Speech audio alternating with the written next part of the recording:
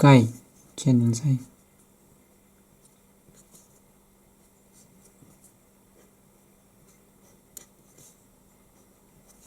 เขียนยังไก่เขียนมันเลย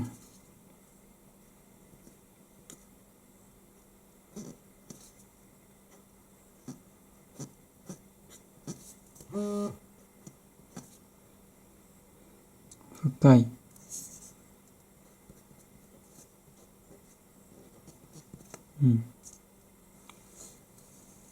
ไก่จะมาอาศัย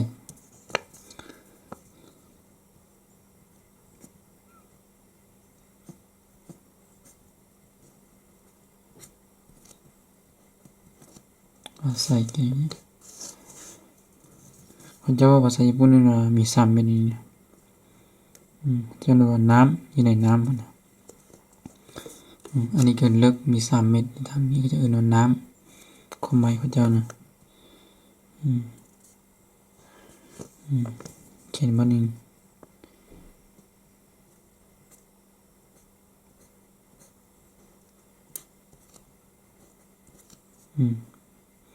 นี่ว่าอาศัย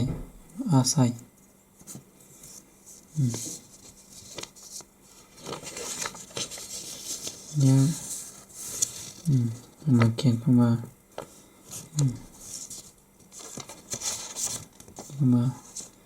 柔らかいนะเขียนยังไง柔らかいมันจะยากนิดนึงเขียนปึ๊บ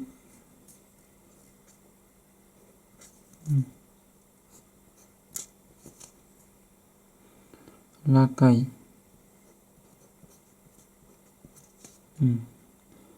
ลาไก่นี่คือเก่าแต่ว่ายาวะนี่มันจะมีแค่มีมาแทนในนี้นะเขียนมาหนึ่งเลยเขียนมานี้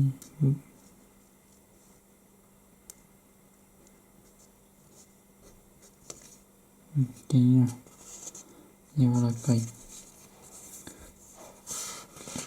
ข้าไตแข็งนะจะมากินกับข้าไต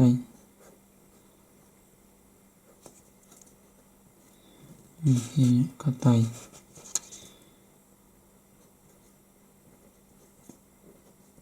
ไต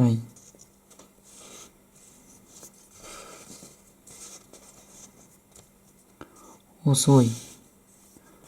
มีคำว่าโอโซย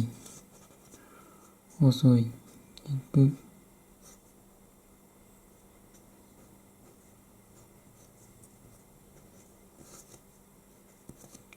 เนี่ยโอโซยนี่คือโอโซย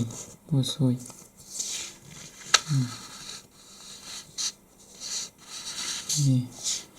มันมีคำว่าไว้นี่กินอะไรไว้นี่เขียนว่าปึ๊บ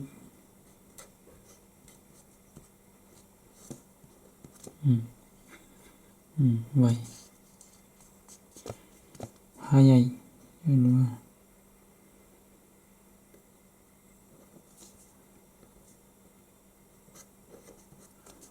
หาใหญ่เห็นบ่ซากับไว้มีเขียนมันจะมีตัวนี้หมดเลย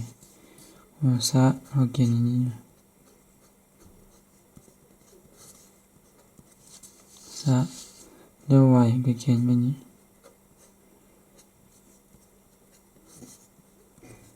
มันจะมี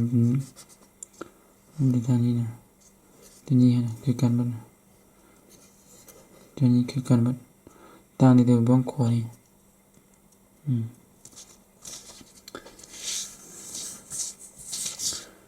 ตัวนี้เราก็มาเขียนคำว่าหวานจะเขียนได้ไหนหวานอาไม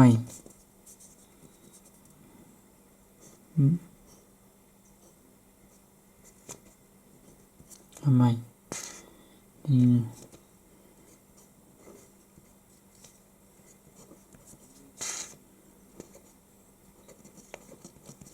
อาไมเขียนว่าอย่างนี้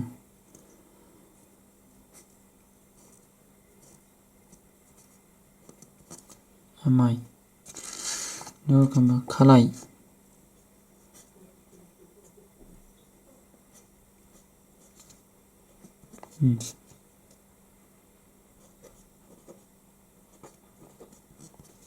คาไล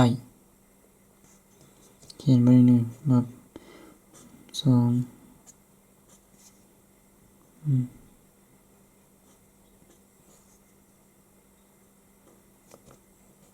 คาไล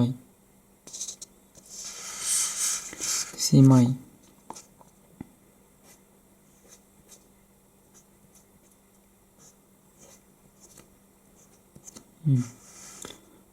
เซไม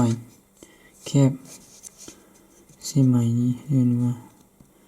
เขียนไปเลยปึ๊บมานี้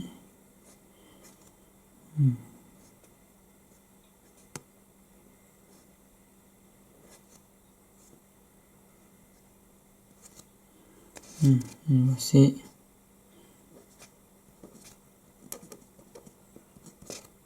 ไมอันว่าเซไมเนี่ยเซไม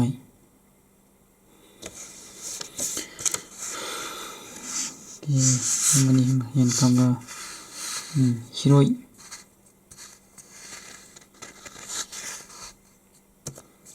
広い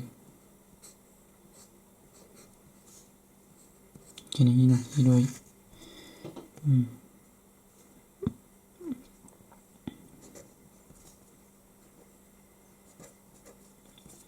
広い広いแค่นี้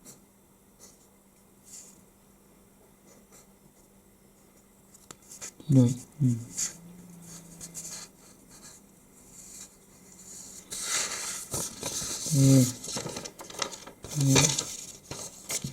またまあ暗い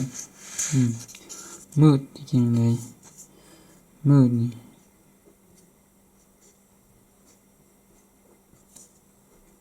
暗いนี่เป็นคือไร暗いเขียนบ้านนึงเก่งอันนี้ต้องอยู่ระหว่างกลางด้วยอยู่ระหว่างกลางของสองตัวนี้นะคือไร明るいนี่จะเป็นแจ้ง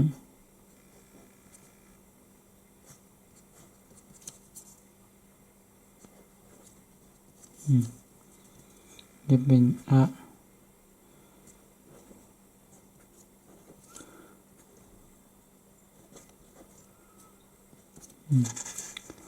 明るい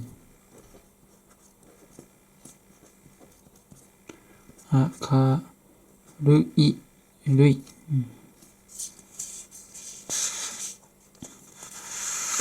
เป็นคำว่าเก่า古い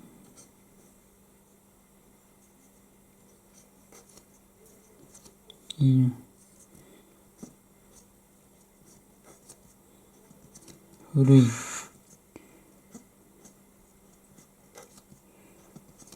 เก่า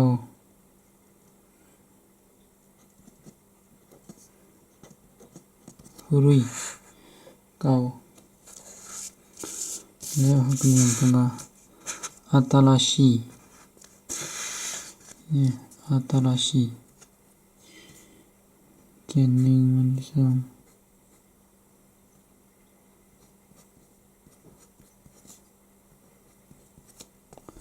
新しい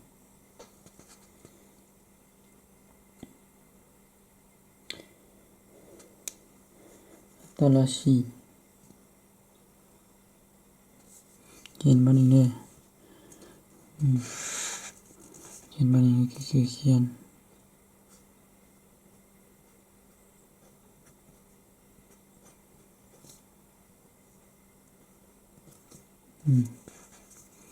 จะอ่านว่า